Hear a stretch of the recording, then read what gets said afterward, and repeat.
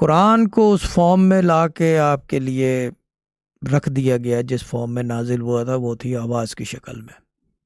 آواز کی شکل میں یہ بیسیکلی یہ آسمانی کتاب جب آئی تھی، نازل ہوئی تھی، اور اس کے نزول پہ اس وقت حالات کے مطابق جو ہے آیتیں آئیں، سورے آئے، آیتیں جواب آیا اللہ کا لوگوں کے لیے.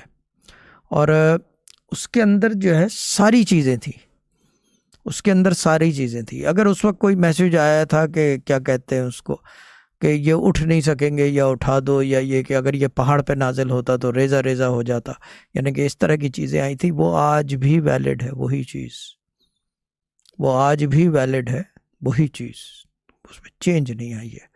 اور ایک چیز میں تو چینج آ ہی نہیں سکتی، جس طریقے سے وہ نازل ہوئی تھی، اور وہ طریقہ تھا sound. that came in sound. Now when it came in sound, that means there is no other medium more powerful than sound. There is no other medium more powerful than sound. اب اگر یہ کہتے ہیں کہ sound سے زیادہ powerful کوئی چیز ہے تو پھر قرآن اس کے اندر نازل ہوتا، تو ساؤنڈ سے زیادہ کوئی پاورفل چیز نہیں ہے. ٹھیک ہے نا. ایک تو یہ کہ نظر نہیں آتی، مگر اس کی پرواز بھی ہے، اور آواز کی ایک رفتار بھی ہے، سپیڈ ہے. اگر بولتے لائٹ میں آتی تو لائٹ میں آتی تو لکھی کہاں جاتی؟ دیواروں کے اوپر. وہ ایک ٹیبلٹ پہ آیا تھا نا 10 کمانڈمنٹس، پہاڑ لال ہو گیا تھا.